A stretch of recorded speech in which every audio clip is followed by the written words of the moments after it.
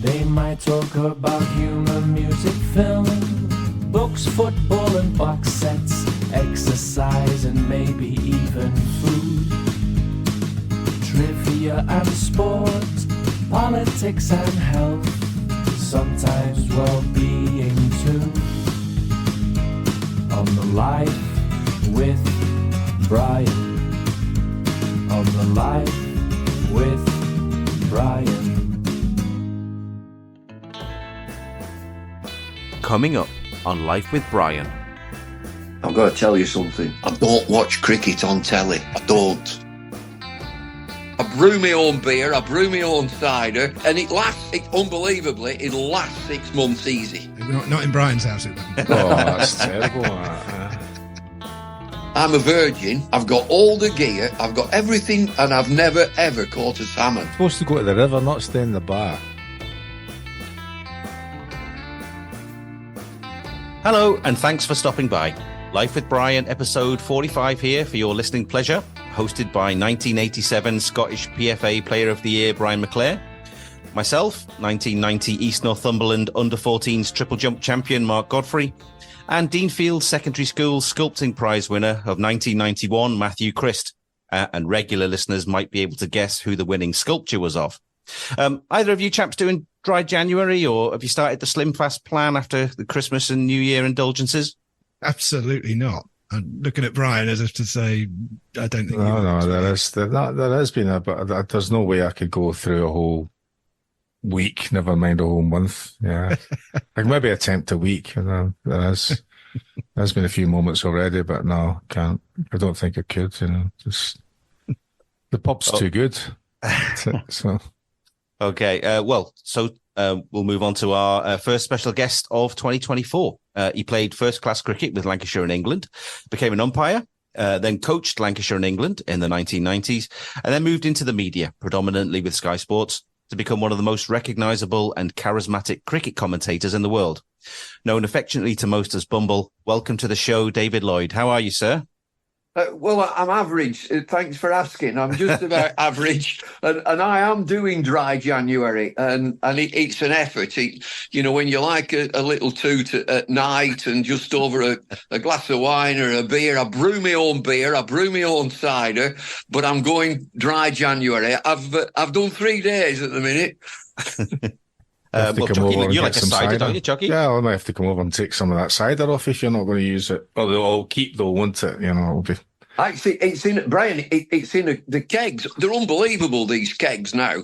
I used to do it years ago, and they were terrible. But now, and I do it, and my mates do it, and we sort of interchange and swap. And I've just had a message this morning from my mate Howard, who's a crime scene investigator, CSI, and he's just said, "Get me some more of that immediately."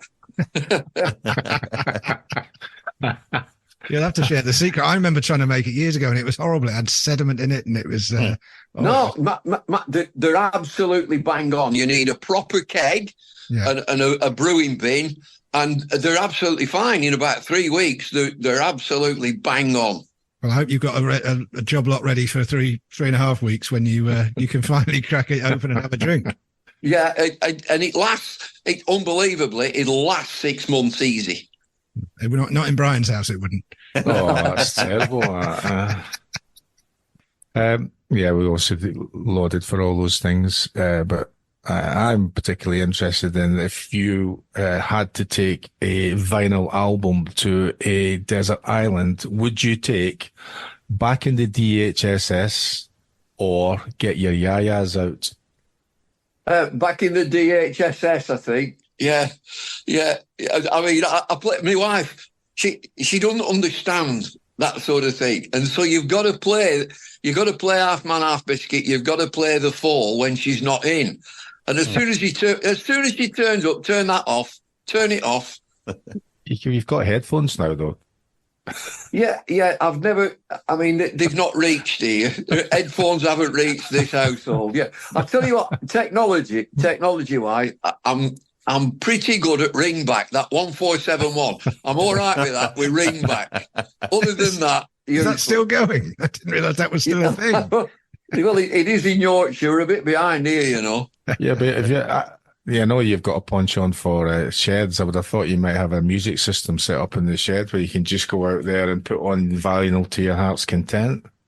You know, that's a good idea. I've got a shed. I've got an interesting thing that where we live, I've only been here a couple of years, and I've got a battery of 3 garages and a workshop, and they used to be the toilets for the convalescing Polish soldiers during World War II. And so they would be convalescing in the manor house, which has now been demolished. That's gone. But this block, this battery, which we've now turned into garages and a workshop, you can tell that they were the urinals. You can certainly tell. And that's the history of the village. Would tell us that the Polish soldiers were convalescing and using these as the latrines. Did that leave anything interesting in there? Any reading material or anything? No. Also, I've got a few acres, and there's a derelict building in one of the fields, and it's got derelict, old, rotten hydraulic pumps. And there's these hatches, big metal hatches, that I can open up, and I can get in. I can go down and stand up in them. Yeah. And so that was the pumping station for the manor house, pumping water up to the manor house and pumping the waste back. Well, there you go. You got an underground man cave already built for you. Yeah. If we really started digging, there'd be a tunnel, which would be 200 yards at least, up to where this manor house was. Anyway, somebody's put a very posh house where that used to be. We were just talking about it off air a bit, but David, I wanted to ask you, I've seen you mention in the past that football's your first love. That might seem a bit strange to people, seeing as you spent a lifetime in cricket. Where did that love of football come from? Well, I always wanted to be a footballer, like all kids. I lived in Accrington. We lived in a terraced house, very modest. And the ground at that time was called Peel Park, Accrington Stanley's ground. I went to Peel Park School. My dad went to Peel Park School. All my kids, all my grandchildren go to Peel Park School. And so I was probably a stone's throw from the ground where we lived. And the players would be, and they were all Scottish players, by the way. All Accrington Stanley were Scottish players managed by a guy called Walter Galbraith. And they lived in not a hostel, but a damn big house where they would be there for the season. And on the way up to the ground, they would pass our house, carrying the boots. And I'd be sat on the step and they'd, all right, David, how you doing? And we'd kick a ball around. And so football has always been my first love. It's my sport. Cricket's my business. I know that. I know cricket's my business. And I wanted to be a footballer, but cricket took over. I got paid for playing football. I was looking through all my dad's albums, and he said that he was really pleased that he got £1 a game. I got £1 a match playing for Accrington Stanley, and then I got transferred for an undisclosed fee to Rosendale United. Now, just before you come in, Rosendale United played at Dark Lane, and it was known as the Stadium of Dark. Tell us about this career then. Did the English game miss out that you selected cricket over football, or what happened in the end? Well, I was in. I'm going back to, there's a goalkeeper, there's 2 fullbacks, and a half-backs, 3 half-backs. I was left half. I was number 6. And as I progressed, I got a bit bigger and a bit stronger. I finished up inside left. So as they say now, number 10. And so, I play football all day and every day. And we live modest. I was talking about this the other day that, you had a football. If you had a football, you were the king. You had a football. And blokes would knock on our door. My mum were a real tyrant. She was a real disciplinarian. And they say, is your David coming out? No, he's not. He's stopping in today. Well, is his ball coming out? Can we borrow his ball? But growing up, being an Accrington, this was what, 1950s? You started following Stanley, was it? Yeah. I mean, there was a bigger club. Well, some would say a bigger club just down the road from you. There were many more glamorous clubs around the area. Did you ever find yourself you tempted by some of the bigger clubs in the area, or were you a Stanley man through and through? No, I would go to Blackburn and Burnley, and there'd be 40,000 on. Ronnie Clayton was England captain. He was captain of Blackburn Rovers. Brian Douglas, who took over from Stanley Matthews. And then you go across to Burnley, Ray Pointer, centre forward, Jimmy Robson, Jimmy Adamson. They were a fabulous team and big crowds, huge crowds. We shouldn't say this on the podcast, but you used to go there to fight. Used to fight like mad on the terraces. Everybody used to have a scrap on the terrace, and nobody bothered. They let you get on with it. It was a fabulous time. And at Stanley, listen to this. So I was so small when I go up the Stanley, and you go through the turnstile and pay your threepence, whatever it was, sixpence. And the fella on the turnstile has said, "Don't forget your brick." So you had to get a house brick to go on, to stand on so that you could see over the wall. Not to hit somebody with, just you walk in with a brick. I'm correct. This is right. You loved football so much when you were participating in your business that you played under a different name. I did. I played under the name of Ramsbottom. That was for our local team. He played local combination football. And so, I'd play for various teams. And when I was playing cricket, they didn't actually like you from Christmas onwards, because they thought you'd get injured. So we'd still play. There were a few of us doing it. There were, the lads from Liverpool and lads from down Stoke who were doing the same thing, who were playing under different names. And we used to during the. Do you remember Denny Smith? You remember Denny Smith, who played for Stoke City? Yeah.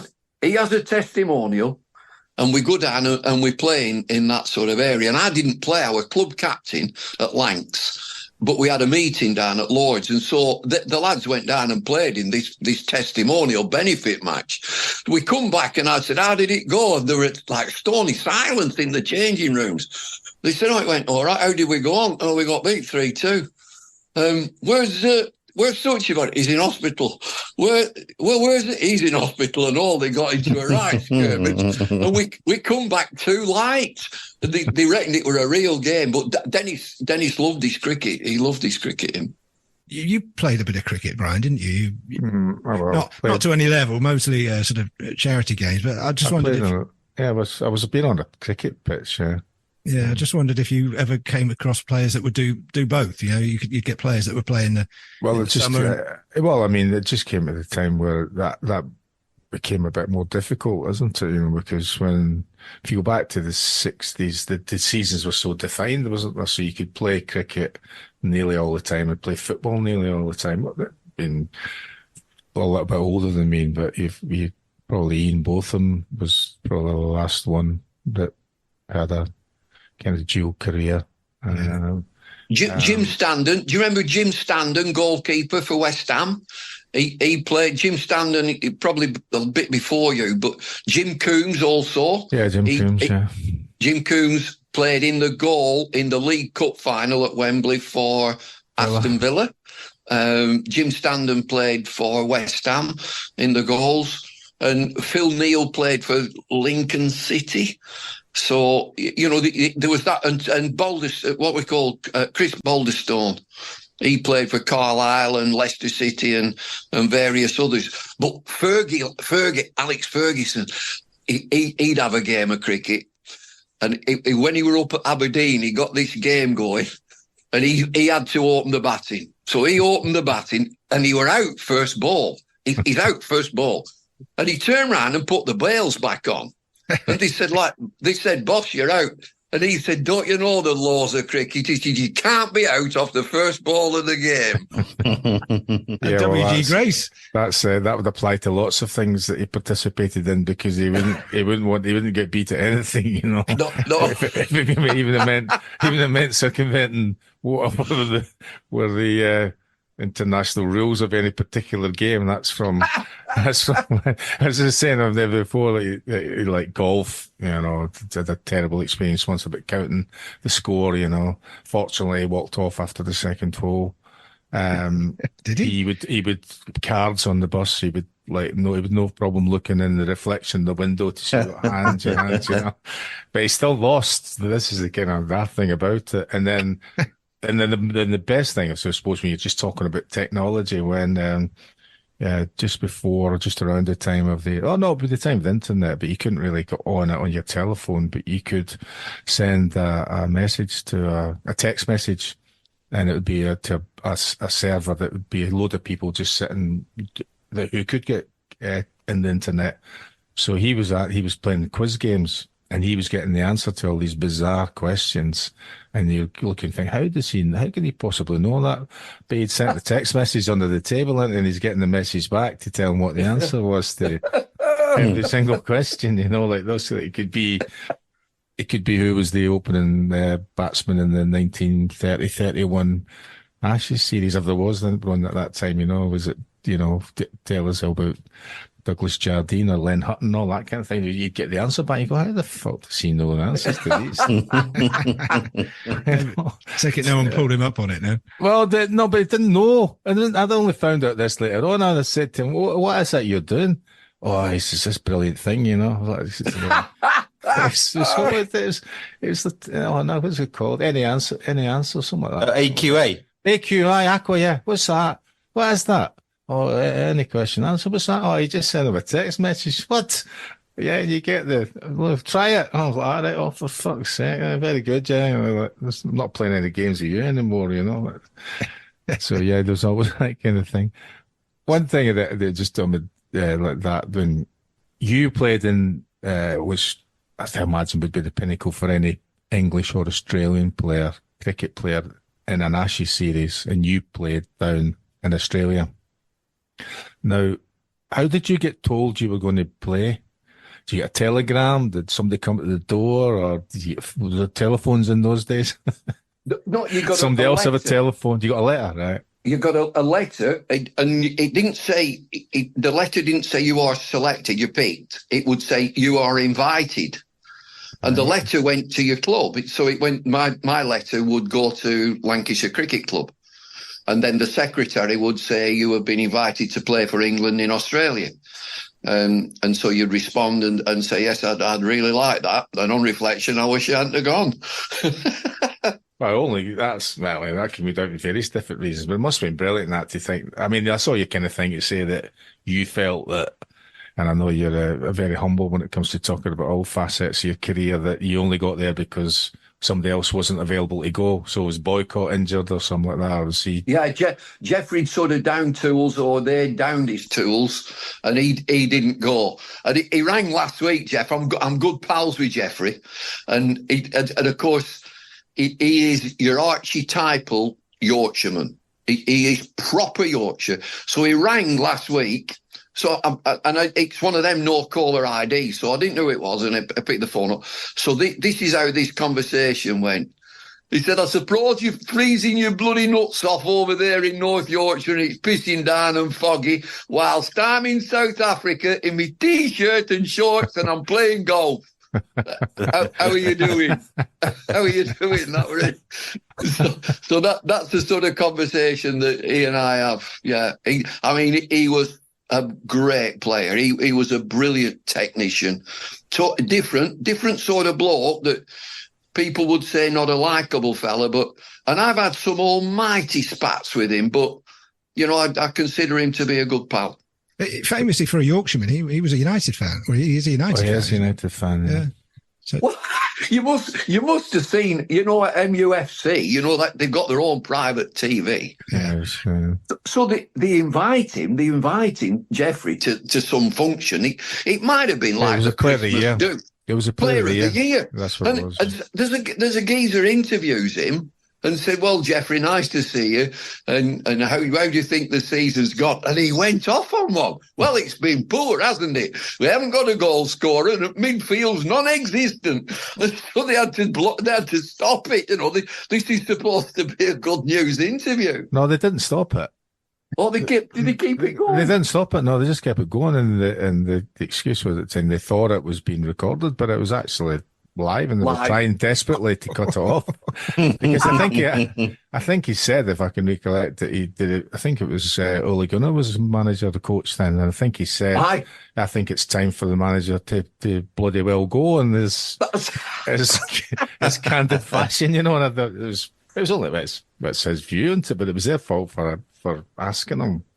No, just because know that when you've ever asked them anything, you get that I suppose you could say as the same kind of thing of the Yorkshireman, you'll get an honest answer to an honest question. Aye, you get it straight up. Yeah. But like yourself, I mean, that Jeffrey's are slightly different. I mean, I love TMS. I've loved cricket since the 70s. I saw a player that I saw you talking about the other day, Bisham Beddy, playing in Scotland for India. India came to Scotland. I don't know why they came to Scotland, but they came to Scotland to play a game in Coatbridge.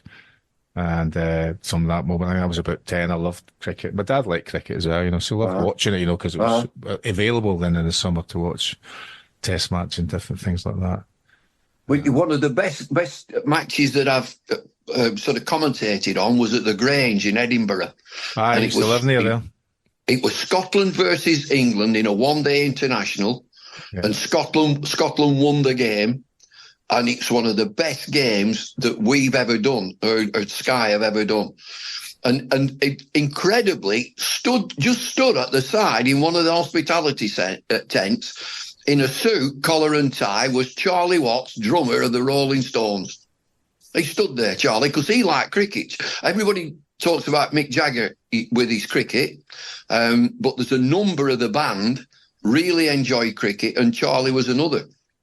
It was... it was a very small ground though, wasn't it? Grange, it's a lovely ground, great pavilion. Tiny pitch, and that's an the old-fashioned pavilion, yeah. I used to live near there, I used to walk past it. Lovely. Oh, so you must know that pub called the Canny Man. Yeah, I know plenty of the pubs around there, yeah. The Canny Man. That I went in there, that's one. If at my top 10 pubs, the Canny Man's up there. Oh, yeah. But that's a whole new podcast, your top 10 pubs. From what Speaking of pints and pubs and pavilions, is it true, David, that when you were playing in the 60s and 70s, you'd often sink a couple of pints, during what we loosely going to call tea? Lunchtime. On the lunch table, there would be bottles of beer.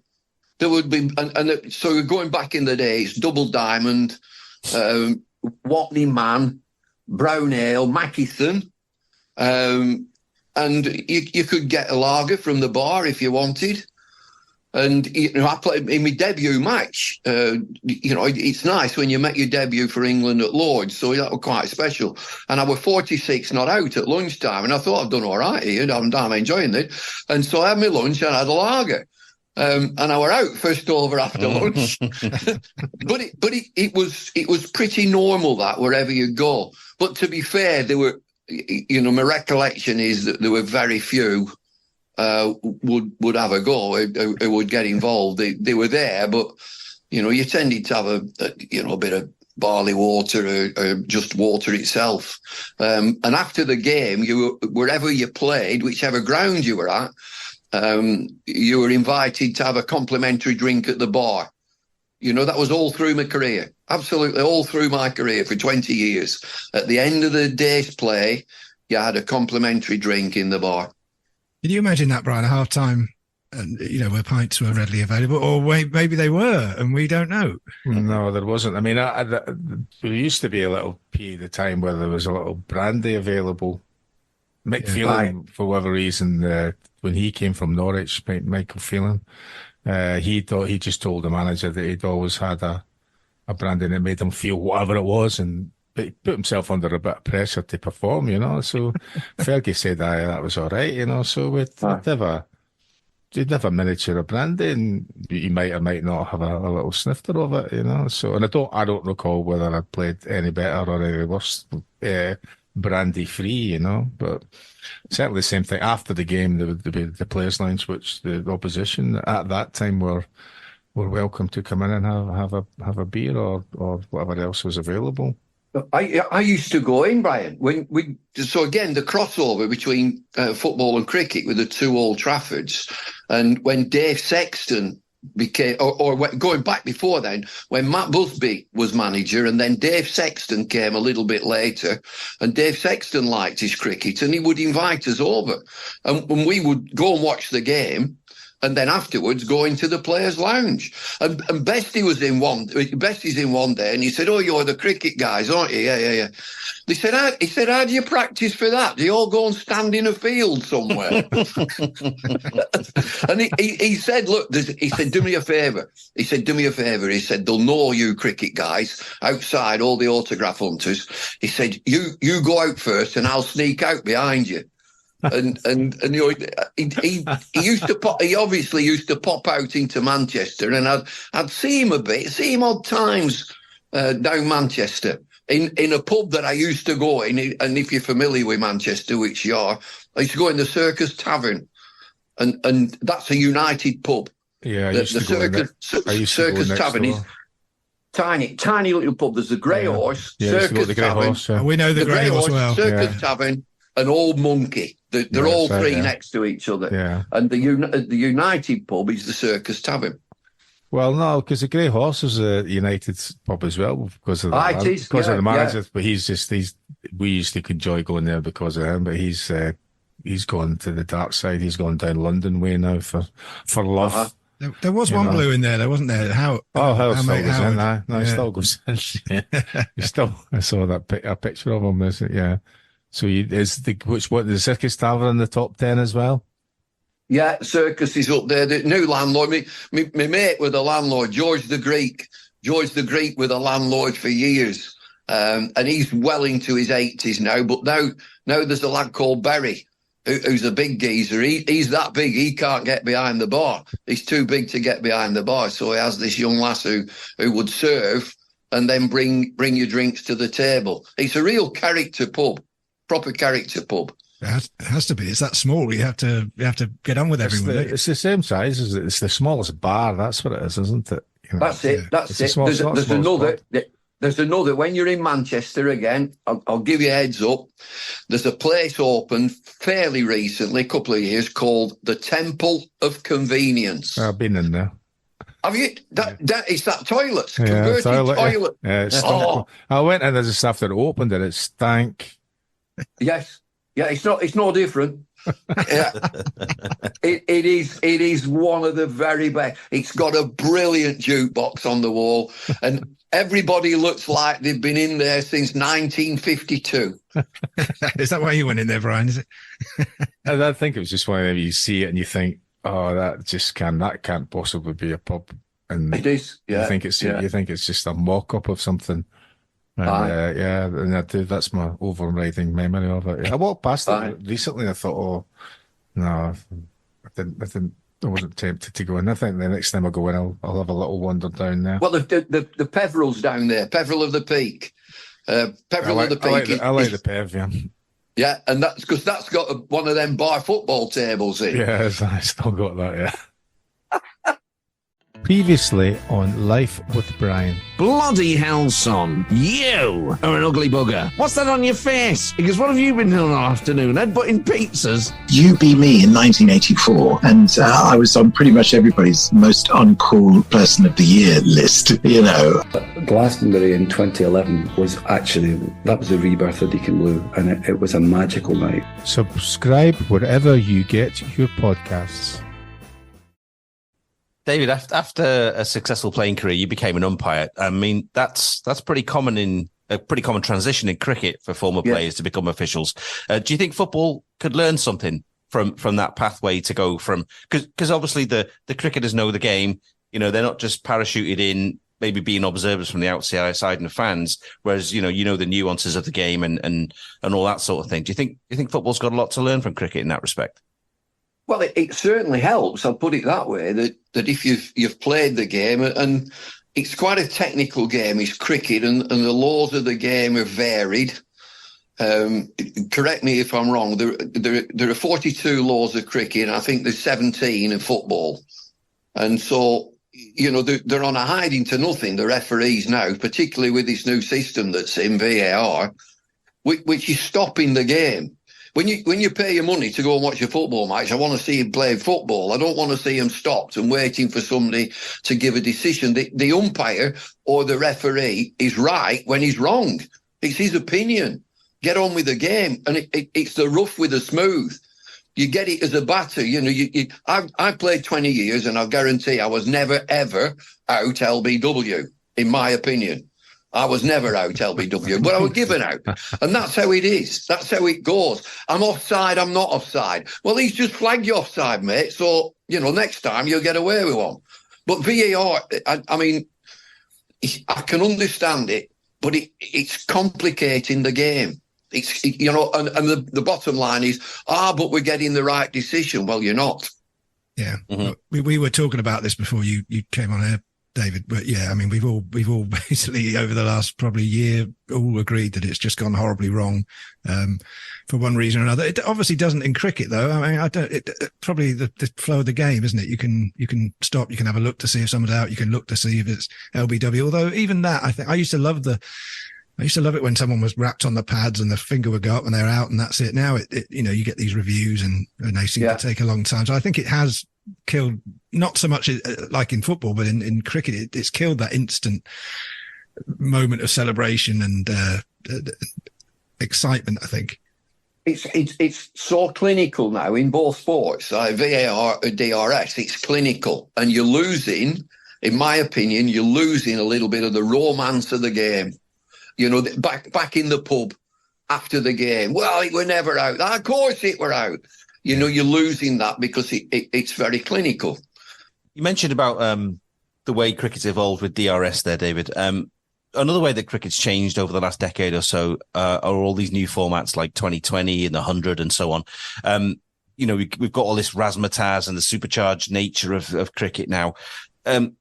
Compared to the more genteel feel of days gone by and the test matches and the county circuit 4-day game, do you think these changes are for the better, or sort of do you much prefer the way cricket used to be before pajama cricket, let's say, and floodlights and fireworks and everything else? Well, they've got to be real careful with the formats of the game. T20 Blast, it came in 2003, and I got that straight away. It's fantastic, absolutely brilliant. But then you move that over to India, to the IPL, and that will expand and expand, and it'll just keep going. And it may, in future, be a year-round. They'll play that year-round, and they'll buy all the players. Now, the IPL is owned privately. They're owned by individual companies and individual people.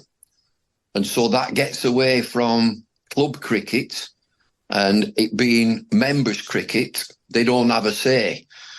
But the hoovering up all the players, they've got to be really careful. And I've watched this new format in England called the 100, and it looks very entertaining and it looks good fun. But does it fit in? That is the big question. Does it fit in? There's nobody else in the world plays it up to now. And the way that it's going, or what my information that we're hearing is I think there are 600 or 800 teams, and the IPL franchise are looking to buy into that, so then that they will be independently owned, although the governing body will say, no, that's not true. Well, they will be eventually. They're not doing it for the good of the health. It's a financial thing. And so I then strip it back and come back to, where does every cricketer and every footballer, where do you start? You start with your own club and you learn your game, and then you advance your game, and your ambition all along is to represent your country. So where are they going to get the players from? Because your Lancashires, your Yorkshires, your Hampshires, Surrey, everybody, they develop the players from 10-year-old or before. And if they keep moving on, you're not going to have any players. So you've got to be really careful. It is box office, and I'll just refer you back to one game, 1981. It's called Botham's Ashes. Now, everybody in the world says I were there. Millions of people I were there. I can tell you, over 5 days, the full attendance was 50,000. over 5 days. And if you see it, you can put it on YouTube. The stands are empty. There's nobody there. There's nobody there.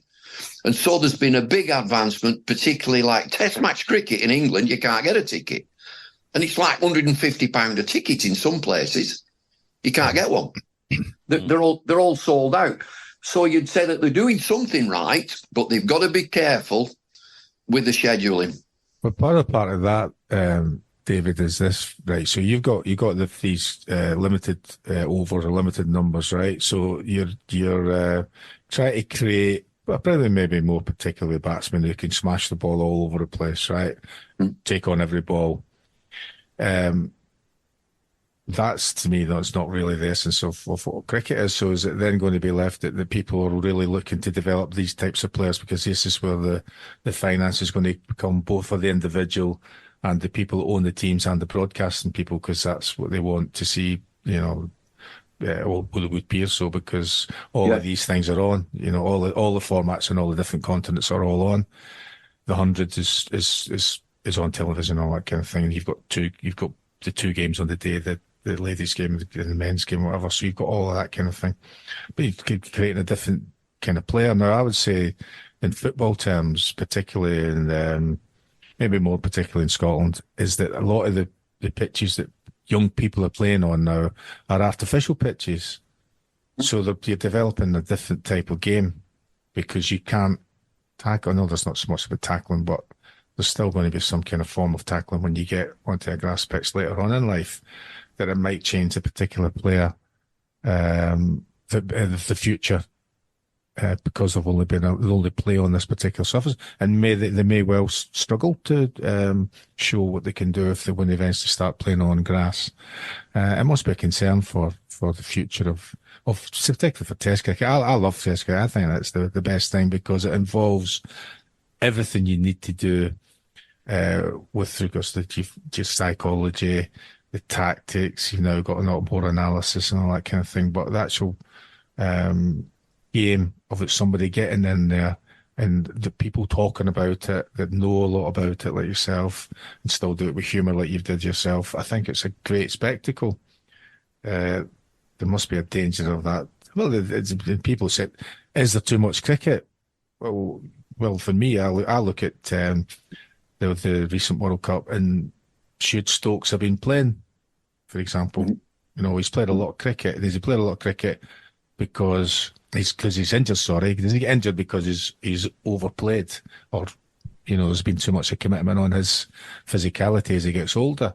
I've heard you talking about Jimmy Anderson, who's still bowling now, and he's looks after himself, but he doesn't play every game because he can't. As much as you want to play every game, irrespective of what age you cannot do that. Should somebody have been saying to the captain of England in that competition, listen, we're not going to pick you for this, because a fit somebody else is better than a broken Stokes. Yeah, and he's had this operation. I mean, it's a daft game, because in cricket, particularly bowling, you get into a ridiculous position which puts enormous strain on your back and on your knees and on your joints. It's a ridiculous action. And so when you get somebody who's 90 miles an hour, they are absolute priceless. They are gold in your team, because they're going to disturb the opposition. I don't care what anybody says. But going back to a point, there's a really good point that you made. It's threefold. The players are getting paid better. The broadcasters are piling the money in because it's good for them. And individuals are earning a fortune. So those are three things. Now, your young chap who wants to come in and belt it everywhere, that's fine. And there's evidence in England at the minute. There's two, I won't name them, it's not fair. There are two early 20s have decided, I just want to play white ball cricket. So they've no grounding about how to play technically in all forms of game, and they can't get a run now. They were box office players when they were playing different formats. Now I just want to play white ball, and they can't get a run because they've no grounding. You have to have that grounding first before you can develop. And so Stokes has got hold of the England team in Test match cricket, and he's took it by the scruff of the neck and said, we're going to be entertaining. And they are. They're very entertaining. But like Brian says there, I was going to ask, can you see a day or a time when cricket does streamline itself, where like the 100 particularly, like you say, no one else is playing it. So how long can we have all these formats going on around the world without somebody saying we need to uniform this calendar and streamline it? Well, the players are saying that. The body of the cricketers, the PCA, are actually saying that about the scheduling and the amount of cricket. And getting back to Jimmy Anderson's management is excellent. Looks after himself, number one, but also enjoys himself, and he knows when to enjoy himself. And so the management of the player is absolutely paramount. And you need a squad of players, particularly bowlers. I'm not bothered about batters. The batters they're like the Tory party. They're up there. They're the batters. The engine room is your fast bowlers, and they will get injured because it's a ridiculous action. Sideways on, frontways on, twisting your body, turning your knees, impact on your back. You're going to get injured. And so you've got to manage your players to get the best out of them. And you go back to a racehorse. A racehorse will run every day if you want it to. It won't win. It's got to be primed. You've got to prime a player. So I'm fascinated by football management, where the football manager will say, he's not playing. He's one of my best players. He's not playing this match, but I'm getting him ready for this next one. So I'm fascinated by that, of the management of a squad. And so you need a big squad, don't you? You've got to have a big squad. I was thinking, I just wanted to go on to your commentating days, but from someone that loves cricket, do you find yourself, with so much cricket on, for someone that loves cricket as much as you do you find yourself thinking, sort of picking and choosing what you watch now because there's so much on, or are you still in love with every game that's on TV? Matthew, I've got to tell you something. I don't watch cricket on telly. I don't. I watch football wall to wall. Yesterday, epic game, Boreham Wood versus York City. Yeah. So I watched that all the way through. And then I watched the next match, Arsenal, Liverpool, watched all that. Tonight I'll be watching. I don't watch cricket. I dip in.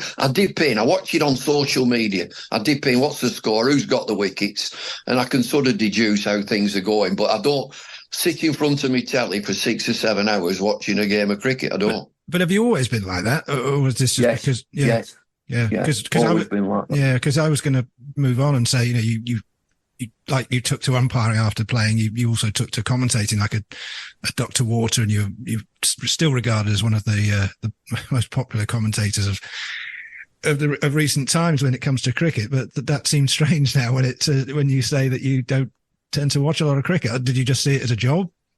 Yeah, well, it's my love. I love getting hold of a microphone, and it's showtime. Your producer, your director, you're coming on air, 5, 4, 3, 2, 1, off we go. So I've got a microphone, I've got a match in front of me. And so we now inevitably go back to the great commentators, going back to Brian Johnston on radio, John Eilert on radio. We go through Henry Blofeld, Christopher Martin Jenkins, the present guy, Jonathan Agnew, into television, Richie Beno, Tony Gregg, Bill Lorry, Tony Cozier, bang, bang, bang. So you learn from these people, you watch and you observe, and they just look out and say it as it is. They call the game.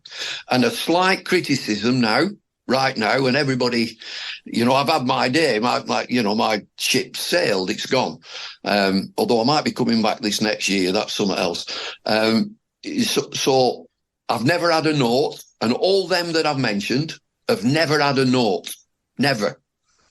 And so what we're seeing now is somebody reading out a load of stats. Just reading out a load of stats. Now, that to me means they can't describe what's going on at the minute. Yeah. Just read some stats out. No, I'm not bothered about stats. I want to know what's going on right now. Yeah. Well, that's the sort of avenue I was going down before you went into the commentary box, whether you put any sort of preparation in or looked at anybody for advice, but you just went in as you normally are, and just be yourself. The two words that, my dad was a very, very, very gentle soul. He was a lay preacher in the church. And, my mother, I mentioned, was a tyrant. She came from 13 brothers and sisters. So, she's got a fighter corner, 13 brothers and sisters, and she's in the middle of it all. My dad was a gentle soul, and he just said, be yourself, just be yourself. And I'm not bothered. People, since I was 15, people have been writing about me. Well, that's fine. They have an opinion, they like you, they don't like you, that's fine. I don't mind. But if I get a microphone, I come alive. Yeah. I'm unbelievably private. I've got a handful of mates who really haven't a clue what I do and what I've been doing. We go in the back room of the pub. There's a tractor driver, 2 farmers. The geezer had no idea what he does, but he's always in Budapest. Is that Arthur? So I've had a good time, but I will say this: I admit I come alive when I've got a microphone and a cricket match in front of me. I just wonder if you're the sort of person that could do that, whether it was cricket or darts or football or anything. It might just be a talent you've got to just describe what you're seeing in front of you. But then again, you just get all them, and I'm too old for stick to cricket. Stick to cricket. I've been years ago when Sid Waddell was doing the darts, and he was a massive cricket fan, Sid. And there was a question: would you like to come and do the darts? I'd have been uncomfortable, and I'd have thought I'd have done it a disservice. But football, I'd like to have a do at football. But how can you be a summariser at football if you've never done it? You can't do it. I can't do it. No, you can't do it. I was going to say to you, Brian, you must have had your favourites when you were growing up. Commentary, yeah. Well, football and cricket, I really. To say, yeah, of course. And you recognise and respect those people who can either talk about what they see and they have a view on it, which is okay because they've been doing it for a long, long time, or they can talk about what they see and tell you what it felt like because they did do it and played at the highest level. And there's an awful lot of people doing that in all sports now. And I don't think that would be any different from what it is. But I certainly can see when I'm watching different sports, similar things to what David's saying, that people are just coming out with stuff that has no relation to what is actually happening. That's, yeah.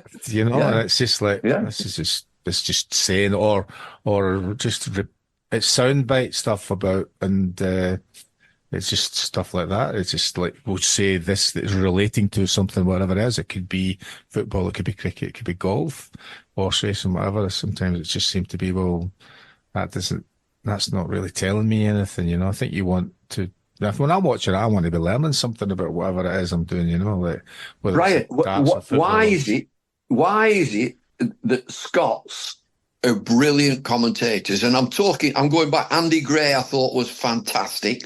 Ali McCoist is right up there, McCoist. Yeah, and when McCoist when he's summarising, I just feel that he's sat next to me. He's brought me into it. He's bringing me in all the time. And there've been some fantastic Scots who have gone into commentary and football management. Absolutely brilliant at it. Must be a reason. It must be the air or the water or the whiskey. Yeah, I think it's a lot to do with being the way you're brought up, being single-minded and downtrodden and wanting to be successful, particularly successful in a different country. The country that's always dominated Scotland, So I think that's always been a big challenge, when you're, and the pressure on you to be successful in that country, whether you're a player or a coach or involved in any other scenario. We want to come down and beat the English at everything all the time. We had, because my captain when I played for England was a Scotsman. Mike Dennis. Mike Dennis, a fantastic bloke, absolutely fabulous bloke. I think he came from Ayr. I think he was from Ayr. We shouldn't hold that against him. Oh, is that the dark side over there? No. Anywhere that's not where you come originally from is always the dark side. It doesn't matter where you are, you know. So you're always looking. We could, you know Michael Atherton. You'll know. Have you met Michael Atherton? I haven't. No. No, he's a Red, and his dad played for Man United. He's a goalkeeper, and he might have made one appearance, and he became a headmaster at one of the schools down Manchester. But others, he's a massive Red. But he and we come fishing up to Scotland, and I'm a virgin. I've got all the gear. I've got everything you could, and I've never ever caught a salmon. And I've spent weeks at it. You're supposed to go to the river, not stay in the bar. No, we've been up with Beefy, and he's got every piece of equipment going, and he talks a great game, and I've never seen him catch anything. And the first thing he does, like 8 o'clock in the morning, he fills these tumblers full of malt whiskey, and we've all got to go down to the bankside and toast the river. You got to toast the river. You won't catch a thing unless you toast the river. It's 8 o'clock in the morning, slugging it back. No wonder you don't catch anything. And then inevitably he'll fall in. I mean, he'll fall in probably every day. And I mean, he's a great character to go fishing with. And Atherton, he's a proper fisherman. He catches, so it's not a fluke. He catches. Is that something you've ever gone for, Brian? Fishing? No. No, I can't. Oh, I love it. I can see the idea of sitting there all day now. I could see the attraction in that. There was a canal not far from me, and I see people sitting there, and I'd have no idea if there's any fish in it or not, because I've never seen anybody pulling in and out, but they seem quite happy. I mean, all they're doing there is drowning worms. That's what they're doing. Well, you're talking about fly fishing then, is that what you're saying? Oh, fly fishing. Right. Fly fishing is fabulous. So you put your waders on, and you're stumbling over rocks and bricks and falling in and coming out and getting dry. There's usually prams in rivers in Scotland. Certainly the rivers that I've seen.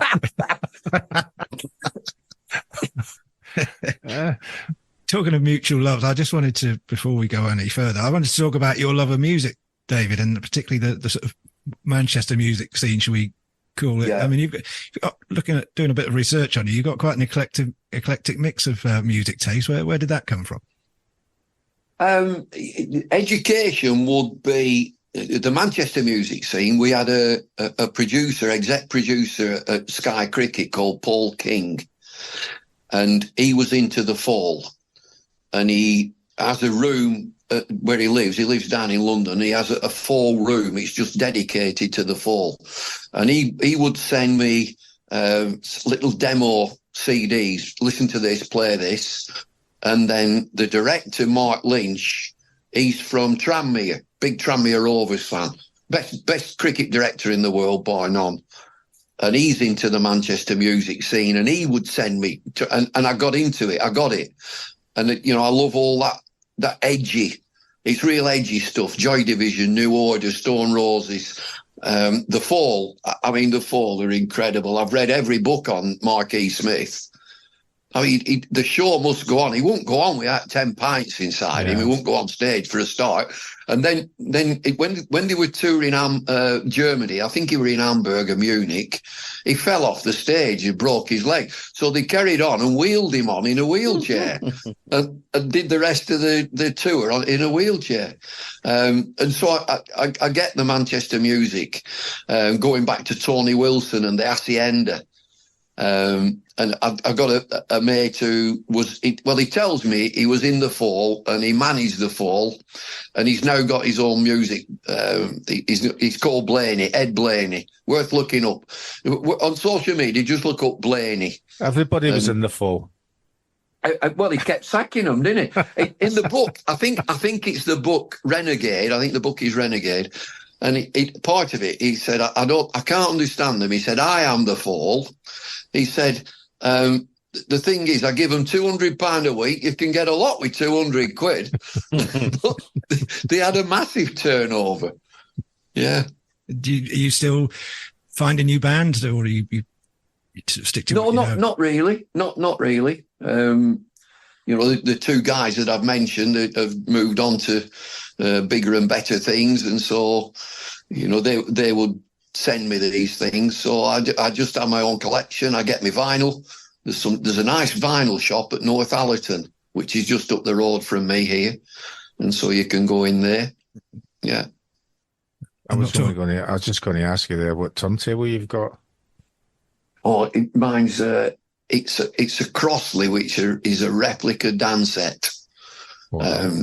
It's just it's a replica. It's not a Dansette. When I were a lad at home, I had a Dansette Major, and so I would play my stuff on that. It's a bit tinny and not great. I'm also into the band, Robbie Robertson, and Lee Von Helm. I like the band. I think you two would see eye to eye on a few of these bands. So it's jukebox pop drinking just about it, isn't it? Really? Yeah. I've tried to get a jukebox. I can't get past first base with my wife. Come on, let's get a jukebox. That's what the shed's for. For. The shed, But look, I've gone into that because they're all valves and so on, and you can't have damp. You can't have damp around them. I'm not.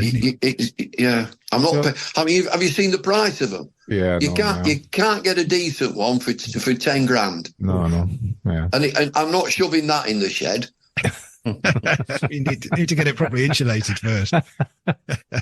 You're listening to Life with Brian. I'm allowed to talk about anything completely impartially. Obviously now I'm ginger and beautiful and unique, Brian, but back then you thought you were just a wee ginger ball bag from the west coast of Scotland, Getting recognised is something that I've always been sort of philosophical about and try to be nice to people, but there are some moments in life where you're just desperate to be recognised. When he walked down that plane, I was a bit like, oh, please watch Game of Thrones. Subscribe wherever you get your podcasts. It's time for the quiz, and yet again, I found myself preoccupied with this for far longer than necessary. We're calling this one Accrington Stanley. Who are they? In honour of Bumble's appearance on the show. And for anyone older than 40 that remembers the advert for milk on the telly in the late 80s and early 90s. It's the tried and trusted penalty shootout format where you both get 5 goes each, and the rules are pretty simple. I'm going to give you the names of various Stanleys, and if you think they have at some point played football in England, you have to say Accrington Stanley. If you think they're an otherwise famous red herring I've chucked in to muddy the waters, then say, who are they? Do you both understand? Yeah. All right. Well,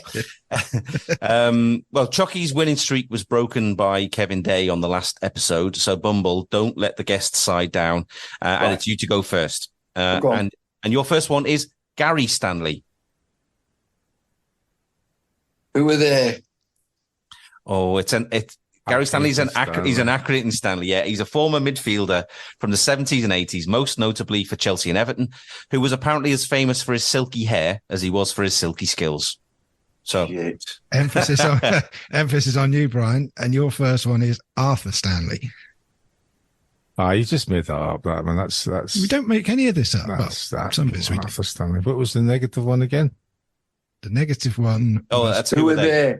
Who are they? No, you both missed your first one. Arthur Stanley was an Accrington Stanley. Arthur was a stockbroker who won the FA Cup in 1880 with Clapham Rovers and also played tennis, competing in both singles and doubles at Wimbledon in the late Victorian period. So you haven't done your homework. That must have been where you got that Arthur from, that you call everybody that you don't know. That's it, Arthur. All right, Arthur. All right, okay. Right, so we're at 0-0. So Bumble, your second one is Owsley Stanley. Who are they? Hey, we've got our first one in the net. He is false. Owsley was a sound engineer for the Grateful Dead, but is perhaps more famous or infamous as being the first known individual to mass produce LSD, earning him the nickname the Acid King. Okay, Choccy. Choccy, your second one is Leo. I'm not going to forget that now. That's got stuck in my head forever. Owsley Stanley, yeah. Owsley Stanley. Right, yours. Next one, Brian, is Leo Stanley. Who are they? Ooh, 1-1. Scores. Leo was chief surgeon at San Quentin State Prison in the US, where he conducted unethical experiments on inmates. His favourite being the grafting of executed prisoners' testicles onto live inmates in the belief that the procedure would cure physical and mental illness, bring about rejuvenation, and reverse the aging process. Mark, where the hell did you get that from? I told you I spend far too much time on these things. That's another one you got to remember now, Brian. Leo's. Yeah, there you go. All right. So, one all, yeah, it is. We've got the halfway point. So your third one, Bumble, is Graham Stanley. Accrington Stanley. It is an Accrington Stanley, although he didn't turn out for Accrington Stanley, but just down the road a little bit. He was a wing half for Bolton Wanderers in the 1960s. Right. Right. 2-1. I'm still thinking of Leo Stanley. You won't want to stand next to him in the showers, will you? Where are we? Choccy, third one, Joe Stanley. Who are they? Banging the penalties in now after a slow start. Smoking Joe is an All Black rugby legend, cousin of former Everton and Australian football Tim Cahill, and also related to a number of other international rugby players. So, Joe Stanley was a rugby player, not a footballer. 2-2. 2-2. And Bumble, your fourth Stanley is Frederick Trent Stanley. Who are they? That can't be Trent. It can't be. You're right. He is a who are they? He is false. Frederick is famous for incorporating the Stanley Works Company in 1853, which became world famous for its knives, tools, tape measures, and so on. Stanley Knives, yeah. Yeah, that's right. Okay, so pressure's on here, Brian. To pull level, your penultimate Stanley is Craig Stanley. Who are they? No, he's missed. He was an Accrington Stanley. 40-year-old Craig is a player coach at Southern League Bashley FC, but has had a plethora of league and non-league clubs during his 20-year career. Can't believe you won't let you forget that one. All right. Well, we're on the fifth one now, and this Bumble is to wrap it up and to win. So your last one is George Stanley. George Stanley. Who are they? He's done it. He's banged it into the net to conclude a victory. George Stanley is a historian and author, and he's the man whose design was chosen as the Canadian national flag in 1965. This one's George. This one's irrelevant, Brian, but seeing as Mark's gone to all the trouble of digging out this information. You've started, so finish. Yeah. We'll close out with Paco Stanley. Who are they? Yeah. Consolation goal, but it's correct. Paco was not a footballer, but a very popular Mexican TV entertainer, starring in shows such as Andale. Andale. Sorry, yeah, I'm reading the pronunciation. Mark's actually written in brackets capital letters how to pronounce it for me. Andale. Well, he's got another one here. Un poco de Paco and radio and uno tras otro. He hasn't told me how to pronounce those. Perfect. Perfecto. He was assassinated in his car in 1999, but Mark hasn't told me why. Oh, I'm laughing at that. It's Mexican. It's probably something to do with drug dealing, I suspect. But yeah, there you go. Okay, well done, Bumble. That's no prize on offer, but there is a prize. Yeah. Brian will buy you a pint next time he's in the Circus Tavern or the Grey Horse. So we're looking forward to a fortnight in Barbados. Montclair's mailbag. Montclair's mailbag. Montclair's mailbag. Your questions have landed on our electronic doormat, so Matthew is going to choose the best ones for Brian and Bumble. Okay, Chris Harris wants to know, and this is going back to what we were saying a couple of minutes ago, what is your favourite song by The Fall? No Bulbs. Straight off the bat, yeah? No competition? Yeah. That's the one. Yeah, No Bulbs. Hit the North. Yeah, classic. Mm-hmm. Yeah, Hit the North. Wake Up in the City. You're a full man, Brian? Mr. Pharmacist. Mr. Pharmacist, yeah. You ever have the pleasure of meeting Mr. Smith? No, but I know somebody that played in the Fall for one gig, I think, and he regaled the story Bumble just mentioned there about before it, he couldn't believe that he had several pints, but he also downed a whole bottle of whiskey and still managed to. Well, he was incoherent and all over the place. And as soon as he went on stage, he became the leader of the Fall and sang everything, note perfect, word perfect. Gig finished and he fell off the back of the stage, unconscious, completely and utterly unconscious. He says it was a proper experience. Yeah. So he just was standing. He was drumming one gig. Yeah, for standing for somebody I think he'd sacked that morning, and they were scrambling about for a drummer for that night. So okay. Well, this is somewhat related. The guys at TWS podcast have asked us to ask you, Bumble, about the time you played football with Manchester United legend George Best. Yeah, I've got the picture. It's a classic, and it's a complete mud bath. And I can see the shirts now. We were sponsored by Summit Windows. George is coming out. He's shit up to glory from the first half.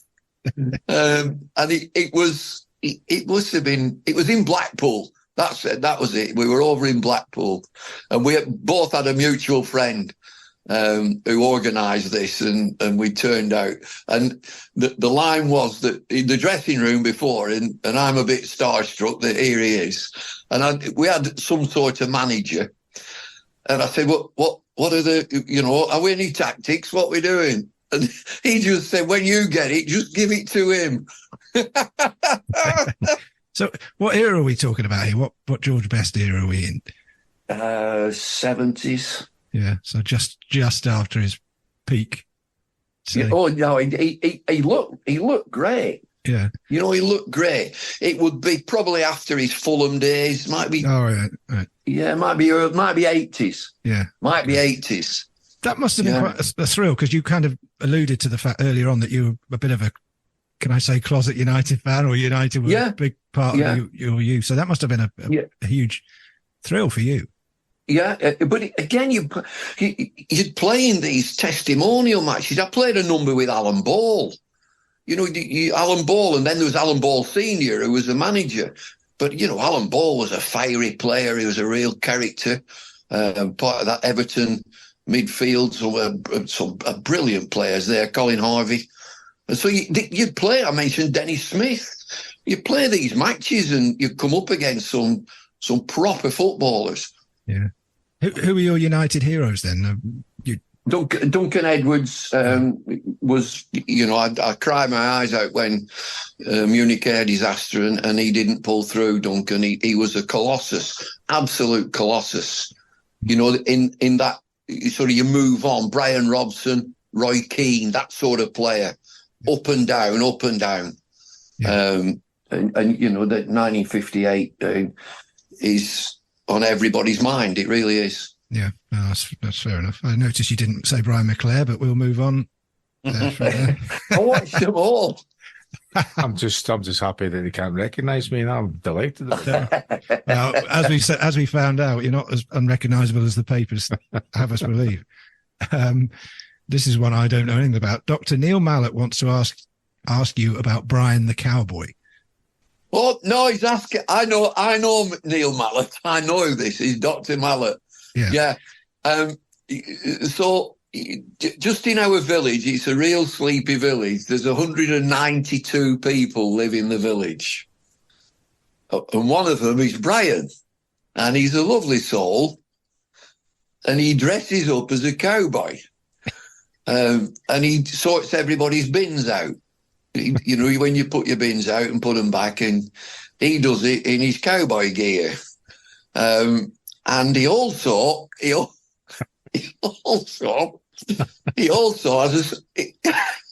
a station master's outfit, which he goes down the station and starts waving trades off. And he's nothing to do with it. He's lovely. Yeah, he goes in the pub. He goes to the pub on a Sunday night, has a pint of Guinness with his cowboy full gear on, with his tassels and his ulster and his 10-gallon hat. A real character, I think it's fair to say. Then lovely, walks through the village dressed as a cowboy. People are coming through the village and they're nearly crashing the cars. What's who's that? That's Brian. Yeah. Okay. Every village needs one, eh? Well, there was a Brian, perfect. Yeah. Yeah. Both Brian, Steve Patterson and Johnny Huntridge have asked you about your favourite Inspiral Carpets tune. Well, Robbie Doyle wants to know your favourite Half Man, Half Biscuit song. It seems everyone wants to know what your favourite song is. So, favourite Inspiral Carpets tune? Saturn V. Yeah. You know, which is also, they did a Saturn V, which they play Saturn V with Marquis Smith, and he sings another song. and Half Man, Half Biscuit, you look no further than National Shite Day. Yeah, I've heard you talking about Half Man, Half Biscuit. They were from the Tranmere neck of the woods, weren't they? Tranmere, they were big Tranmere fans, yeah. But didn't you used to put song lyrics into your commentaries or something like that? Yeah, you just slip them in, which is great. and it's like coded messages. And on social media, that it's like an avalanche that people who know that will come in, and he's put one in there. He got one in. Did you hear that? Yeah, because I imagine not many people would clock on. So you've got like a little niche audience. And he walked out of Boots without due care and attention. What have we got? John Loughran. John Loughran asked you, Bumble, you had a best-selling book called Around the World in 80 Pints. So yes. What I want to know from you, all of you, is what's your favourite pint? Ah, right. Go on, Brian, you go first. I think, my favourite is, have I got to pick a particular brand of a different type of beer or what? You don't have to. You don't have to work through my, do I like bitter or like lager? Do I like... I mean, I would put good money on you saying it was a pint of some kind of cider. Yeah, probably a pint of cider, I would say. Woodpecker. Really? You like the sweet cider, do you? Yes. Yeah, that surprised me. You don't see that on pints in draft much, do you? On draft? Not anymore, you don't know. That's your tastes change, and right now, my favourite right now is I think it's Brewdog, and it's triple hazy Jane. Yeah, it's a triple hazy Jane, which comes in I think at 8.2%. And it's one of them that you get three of them and you're going to march on Poland. It's a real strong. I like the American IPAs. Yeah, I like that sort of flavour of an American IPA. Because I was listening to you on a podcast, I believe it's called Moon Under the Water podcast a while ago, and you were talking about these IPAs that you really like the cans of IPA and these sort of pale ales that have got a bit of a kick to them, and they seem to be really popular at the minute, don't they? But it seemed to be one of those drinks that people either love them or they don't like them, but you seem to be very fond of them. Yeah, and years ago I did my own brew. I was the sort of celebrity brewer for a brewery in Blackburn, and I brewed this thing up and I put everything in, and I called it "Leave the Car Ale." You don't want to be anywhere near a car when you've had a pint of this. Yeah. I would probably go with one of those sort of not new, but more popular German pilsners that you get in pubs now, like a Veltins or a Warsteiner or something like that. Yes. One of those sort of crisp.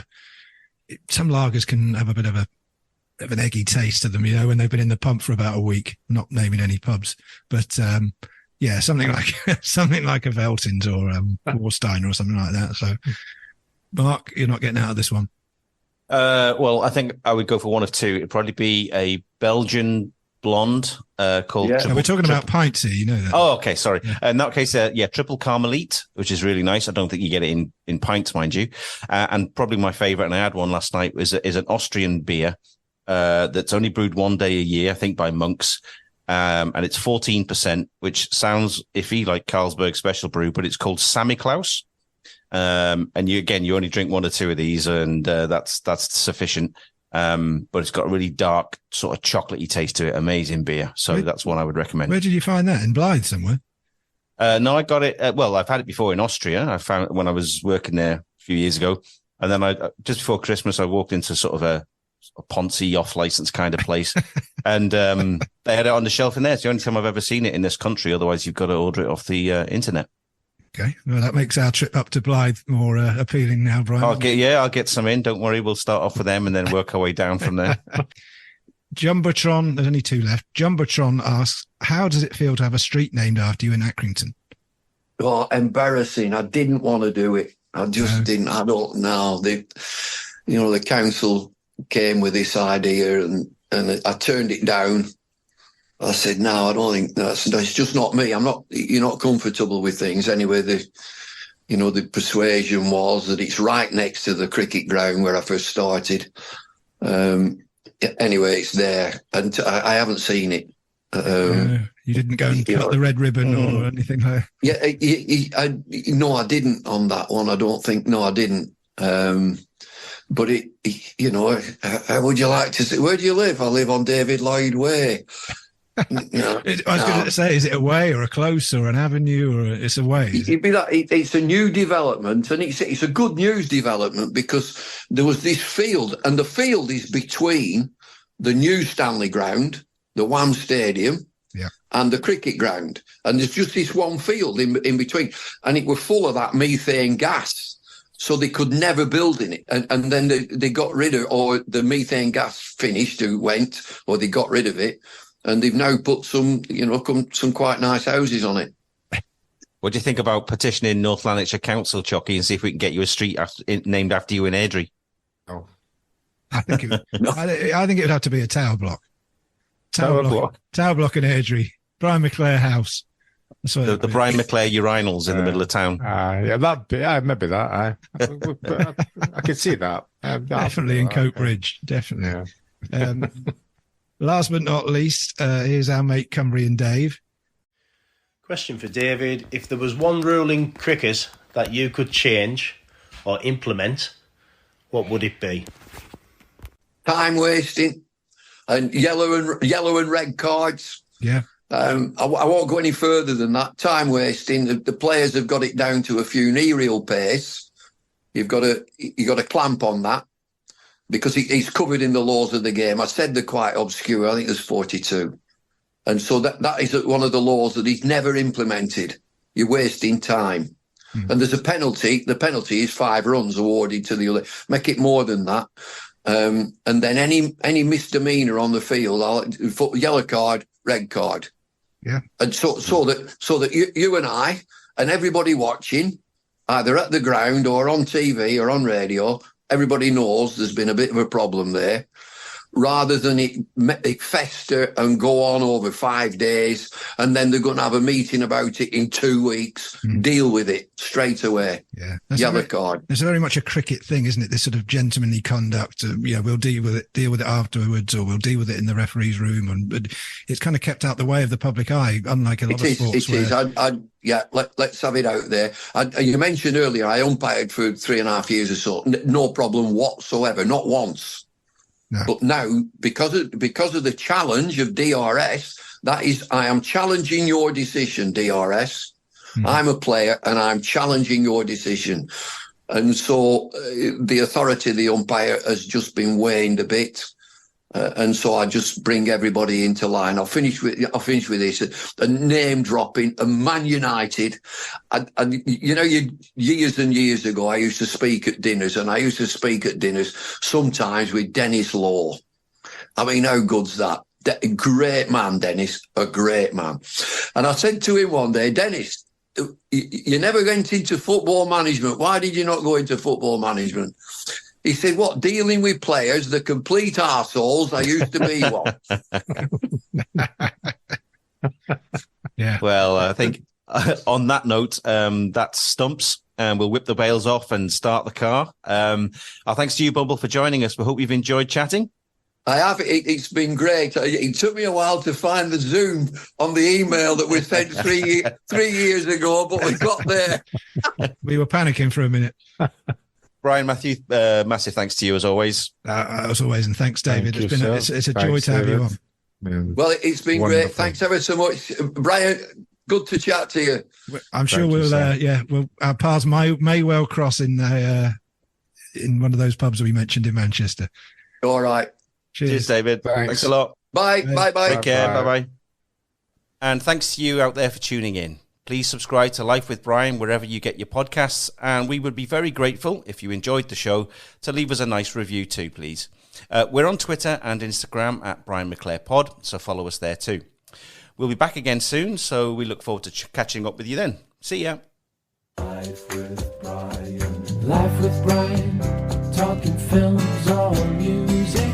Life with Brian, talking TV and food. Life with Brian, talking trivia and exercise. Life with Brian is different every episode. Life with Brian, talking politics and football. Life with Brian is different every episode. Life with Brian. Life with Brian.